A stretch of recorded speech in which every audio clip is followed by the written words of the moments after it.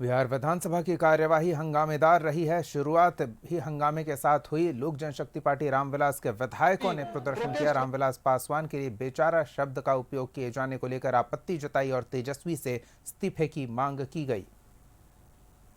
विधानसभा में आज जबरदस्त हंगामे के आसार हैं। ऐसा हम इसलिए कह रहे हैं क्योंकि सत्ता पक्ष के लोग भी आज विधानसभा के सामने, पुर्तकों के सामने प्रोटेस्ट कर रहे हैं। एक तरफ महागठबंधन का प्रोटेस्ट चल रहा है तो दूसरी तरफ लोक जनशक्ति पार्टी रामविलास के जो विधायक है वो भी प्रोटेस्ट कर रहे हैं। दरअसल उनका कहना है कि बिहार विधानसभा में विपक्ष के नेता तेजस्वी यादव वो जो है उन्होंने जो है दलितों का अपमान किया है और इसी कड़ी में जो है वो प्रोटेस्ट कर रहे हैं। तेजस्वी यादव को फेलस्वी कहा गया है। तेजस्वी का गुंडा दल कर रहा है उनका अपमान, जिन्होंने दलितों को दिलाया सम्मान। ये इस तरह के आरोप लगा के जो है ये प्रोटेस्ट चल रहा है और लोजपा के जो विधायक है और वो यहाँ पे लगातार यहाँ पे धरना दे रहे हैं, प्रदर्शन कर रहे हैं और सरकार से कार्रवाई की मांग कर रहे हैं। ये फेलस्वी की जो पाठशाला है, ये दलितों फेलस्वी है कि तेजस्वी है, ये तो पूरी बिहार तय कर चुकी है। निश्चित तौर पे इस तरह की जो घटना का हुई है, जिस तरह से सदन में उनके नेताओं के द्वारा इस तरह की बात जो कही गई है, बेचारा शब्द का इस्तेमाल, ये भर्त्सना के योग्य है और तेजस्वी यादव को इसके लिए माफी मांगनी चाहिए। निश्चित तो माफी मांगनी चाहिए ये कह रहे हैं कि बेचारा शब्द क्यों कहा गया है। और तो इस बेचारा शब्द को लेकर जो है इस वक्त बिहार विधानसभा के बाहर लोक जनशक्ति पार्टी रामविलास के विधायक प्रोटेस्ट कर रहे हैं। कैमरा पर्सन कृष्णा झा के साथ प्रीतम कुमार, कशिश न्यूज, पटना। चलिए तो सीधे विधानसभा का रुख कर लेते हैं। सहयोगी प्रीतम वहां मौजूद हैं, उनसे जानते हैं कि रामविलास पासवान को लेकर कहे गए शब्द पर आपत्ति जताते हुए हंगामा खड़ा कर दिया गया। अंदर तो ठीक है, बाहर भी इस मामले को लेकर हंगामा हुआ है। प्रीतम, क्या स्थिति है? लोक जनशक्ति पार्टी रामविलास माफी मंगवाने पर अड़ी हुई है।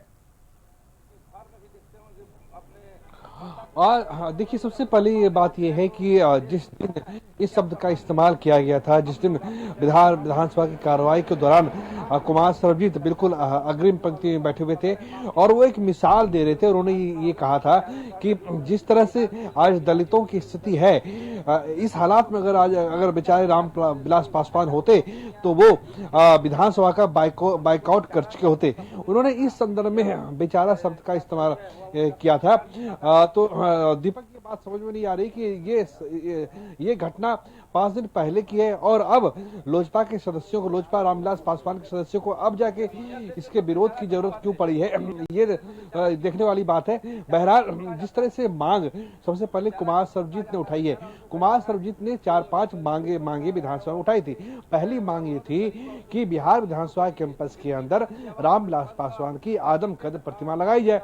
दूसरा, मोकामा जो है वो पासवानों का जो है पवित्र स्थल है और पासवान समाज की जो गुरु है बाबा चूहरमल, उनकी एक प्रतिमा यहाँ पे स्थापित की जाए। तीसरा, जो 75% आरक्षण की बात आ रही है, उसको लेकर चिराग पासवान की पार्टी का क्या रुख है, इन सारी बातों को उन्होंने बिहार विधानसभा में रखा था। और आज भी इसी को लेकर पहले आरजेडी के लोगों ने 75% आरक्षण में प्रोटेस्ट किया। उसके बाद जैसे ही उनका प्रोटेस्ट खत्म हुआ बिहार विधानसभा की पुर्तकों के बाहर, तो उसके बाद लोजपा रामविलास पासवान के सदस्य आ गए और उन्होंने इस्तीफे की मांग की तेजस्वी यादव से और माफी की मांग की कुमार सर्वजीत ने ये साफ साफ कहा कि उनका रामविलास पासवान से भावनात्मक लगाव रहा है और उन्होंने ये भी कहा कि जब 2009 का लोकसभा चुनाव रामविलास पासवान हार गए थे तो उनको राज्यसभा भेजने वाली अगर कोई पार्टी थी तो वो लालू की पार्टी राष्ट्रीय जनता दल थी। स्पष्ट रूप से चिराग पासवान की पार्टी और आरजेडी दोनों बिल्कुल आमने सामने आ गई है। और दिलचस्प बात यह है कि चिराग पासवान के लोग तो प्रोटेस्ट कर रहे हैं, बिहार विधानसभा के चिराग पासवान की पार्टी के लोग अंदर तो विरोध प्रदर्शन कर रहे हैं, लेकिन उन्हें भाजपा का समर्थन नहीं मिल रहा है। उसी तरीके से आरजेडी के लोग तो प्रोटेस्ट कर रहे हैं 75% आरक्षण पे, लेकिन उन्हें कांग्रेस या माली किसी दूसरे जो महागठबंधन के जो दूसरे पार्टनर है उनका सहयोग नहीं मिल रहा है। दरअसल ये सुविधापूर्ण राजनीति है और उसको लेकर ये सारी बातें भी है। और आज 2 तक विधानसभा की कार्रवाई स्थगित की गई है। 2 बजे के बाद विधानसभा की कार्रवाई दोबारा होगी तो देखा जाएगा कि रामविलास पासवान की पार्टी का क्या रुख रहता है। इस वक्त हमारे साथ आरजेडी के विधायक हैं। सर, आप लाइव जुड़े हुए हैं। ये जो जिस तरीके से रामविलास पासवान की पार्टी के विधायक जो कर रहे हैं, लोजपा आर के विधायक जो हम लोजपा से ही लोजपा से हैं आप हैं, ये जिस तरीके से बातें उठी हैं, क्या करना चाहेंगे? पहले अपना परिचय दे दीजिए एक बार। देखिए, मैं राजीव रंजन सिंह उर्फ सोनू सिंह, लोक जनशक्ति पार्टी रामविलास, डेहरी विधानसभा। डिग्री के रखे ये जिस तरीके से कुमार सरजीत ने जो बयान दिया है, क्या करना चाहेंगे? देखिए, कुमार सरजीत जी ने जो सदन में एक निंदनीय, अशोभनीय, अमर्यादित जो टिप्पणियां की हैं, जो हमारे संस्थापक पद्म भूषण स्वर्गीय रामविलास पासवान जी इस बिहार और बिहारियों के लिए जितने दिन भी इस धरती पर रहे, इस सदन में रहे, सदन से रोड तक उन्होंने बिहारियों के लिए आवाज उठाई। हमारे यहाँ पूर्व मध्य रेलवे बैठा है और ऐसी बहुत सारी संस्था, कितने लोग को नौकरियां दी। उसके बाद आप देख रहे होंगे कि हमारे संसद भवन में जो यह लोग महागठबंधन के लोग कुछ दिन चुनाव के दिन देखते होंगे कि डॉक्टर बाबा साहब के फोटो लेके घूमते थे। ये लोग का जब महागठबंधन की सरकार, चलिए, तो ऐसा लगता है प्रीतम ये मामला फिलहाल शांत होने वाला नहीं है। आप बातचीत कीजिए, हम फिर लौटेंगे आपके पास ताज़ा जानकारी के लिए जब सत्र की कार्यवाही एक बार फिर से शुरू होगी। तो फिलहाल इन ताज़ा तस्वीरों और जानकारियों के लिए धन्यवाद।